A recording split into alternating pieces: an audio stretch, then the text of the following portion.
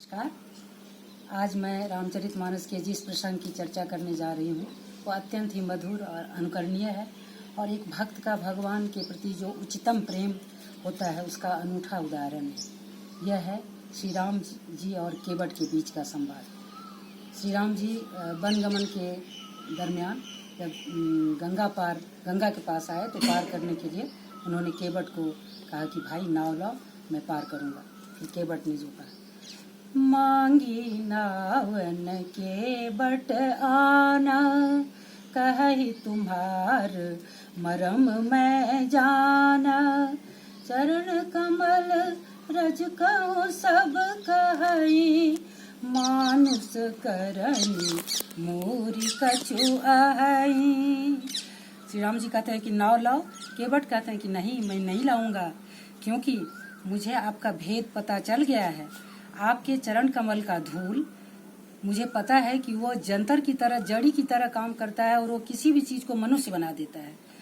छुअत शिला भई नारी सुहाई, पाहन तेन काठ कठिनाई। तरनी मुनि करनी होई जाई, बाट परई मोरी नाव उड़ाई। कहते हैं कि आपका चरण कमल का धूल लगते ही पत्थर मुनि की पत्नी बन गई और मेरा तो ये काठ है नाव, ये तो तुरंत बन जाएगा। और जब ये नाव मुनि की पत्नी बन जाएगी और ये उड़ जाएगी तो फिर मेरा तो सब व्यापार ठप हो जाएगा। एही प्रतिपालऊं सब परिवारु, नहीं जानऊं कछु और कवारु। जो प्रभु पार अवसि गा चाहूं, मोहि पद पदुम पखारन कहूं। फिर वो कहते हैं केवट के जो मन में बात थी, उन्होंने कहा कि मेरा तो सब रोजगार खत्म हो जाएगा, मैं अपने परिवार का पालन पोषण कैसे करूंगा। अगर आप चाहते हैं कि मैं पार करा दूं तो आप मुझे पहले अपना चरण कमल धोने का आदेश दीजिए, आज्ञा दीजिए। पद कमल धोई चढ़ाई, नावन नाथ उतराई चहो। मोहि राम राउर आन दशरथ, शपथ सब साची कहो। बरु तीर मारहूं लखन पै, जब लगी न पाय पखारी हो। तब लगी न तुलसी दास नाथ, कृपालु पारु तारी हो। हे नाथ, मैं सच सच कहता हूँ, मैं आपका और आपके पिताजी दशरथ का शपथ लेकर के कहता हूँ कि मैं पद कमल आपका धो लूंगा और आपको तब नाव पर चढ़ा करके पार उतार दूंगा। मैं यह भी कहता हूँ कि अगर लखन जी हमको तीर से भी मार देंगे, गुस्सा भी हो जाएंगे, तो भी तब तक आपका पैर नहीं पखारूंगा, तब तक आपको पार नहीं उतारूंगा, जब तक कि आप मुझे पैर नहीं पखारने दीजिएगा। यहाँ पर चतुराई देखिए केवट जी का। पहले तो उन्होंने इस चीज के लिए भगवान के पास अपना प्रस्ताव रख दिया कि हम आपका चरण कमल पखारना चाहते हैं, और उसमें भी लगा इनको कि कहीं लखन जी को गुस्सा हो जाएगा या भगवान राम जी नाराज हो जाएंगे तो पता नहीं पैर पखार पाऊंगा कि नहीं। तो उन्होंने यह भी शर्त लगा दी कि शपथ देता हूँ आपका और आपके पिताजी का, और मैं कहता हूँ कि मैं सच सच आपको पार उतार दूंगा। सुन के बट के बैन प्रेम लपेटे अटपटे, विषे करुणाएन चितई जान की लखन तन। केवट का प्रेम में सना हुआ ऐसा अटपटा वचन सुनकर श्री रघुनाथ मुस्कुराने लगे और सीता जी और लक्ष्मण की तरफ देखने लगे और बोले, कृपा सिंधु बोले मुस्काई, सोई करु जय तब नावन जाई। बेगियान जल पाय पखारू, होत विलम्ब उतारई पारू। भगवान जी बोले कि लो भाई पखारू पैर और हमको जल्दी से पार लगा दो।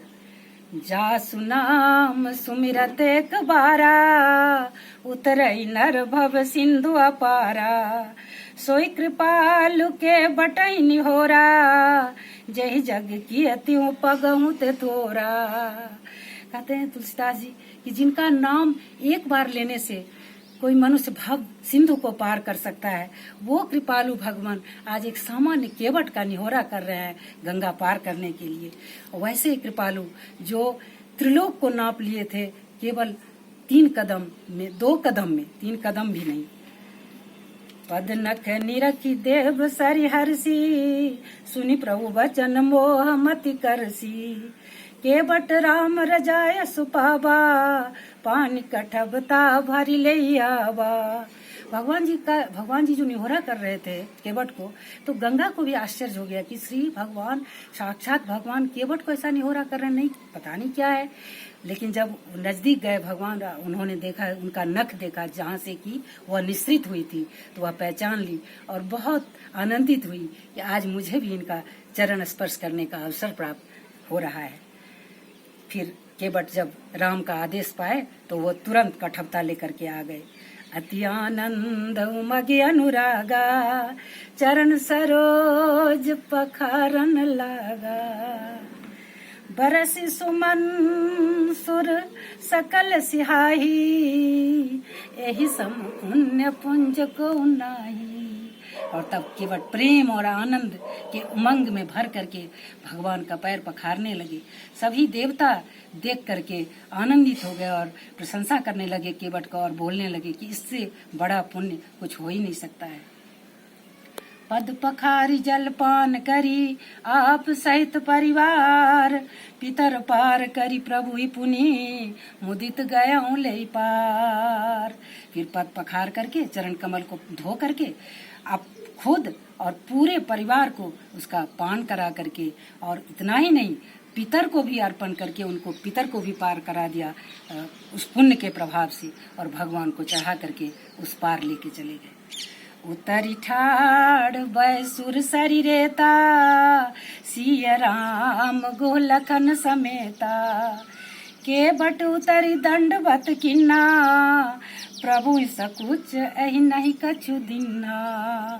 वहाँ पर उतरे भगवान नाव से, तो उनको बड़ा संकोच हुआ, जो इसको तो कुछ देने कैसे दूं, मुझे, मेरे पास तो है नहीं। फिर पियहिया की सिय जान निहारी, मनि मुदरी मन मुदित उतारी। कहूँ कृपाल ले उतराई, केवट चरण गहे अकुलाई। फिर सीता जी पति जी के मन की बात समझ गई और उन्हें मणि जटित ये अंगूठी उतार करके पति के हाथ में दिए। केवट, भगवान जी जब केवट को उनको देने लगे तो केवट व्याकुल होकर के चरण पर गिर गए। नाथ आज मैं काह न पावा, मिटे दोष दुख दारिद दावा। बहुत काल में किन्न मजूरी, आज दिन विधि बनी भली भूरी। हे नाथ, आज मैं क्या नहीं पा लिया, मेरा दोष दुख दरिद्र ता का जो आग था वो सब बुझ गया। बहुत समय मैंने मजदूरी किया, लेकिन आज मुझे विधाता ने सब तरह से भरपूर कर दिया, सब तरह से विधाता ने मुझे प्रसन्न कर दिया। अब कछु नाथ न चाहिए मोरे, दीन दयाल अनुग्रह तोरे। फिरती बार मोहि जो देबा, सो प्रसाद मैं सिर धरि लेबा। केवट कहते हैं कि है ना, तो आपकी कृपा से अब मुझे कुछ नहीं चाहिए, अब मुझे पूर्ण संतुष्टि हो गया। फिर केवट को लगा कि कहीं भगवान का बार बार हम बात काट रहे हैं, बार बार नकार रहे हैं, भगवान जी नाराज ना हो जाए। तो उन्होंने कहा कि जब आप लौटिएगा तो जो भी मुझे दीजिएगा मैं आशीर्वाद रूप में उसको खुशी खुशी ग्रहण कर लूंगा। लेकिन इसके पीछे भी केवट की एक चतुराई है। केवट को चरण कमल धोने का तो लाभ प्राप्त हो गया, सौभाग्य प्राप्त हो गया, लेकिन उनको अविरल भगति की इच्छा थी मन में, जो वो प्राप्त करना चाहते थे, लेकिन संकोच, बस बार बार मांगने में संकोच कर रहे थे। इसलिए उन्होंने कहा कि जब लौटिएगा तो मुझे दीजिएगा।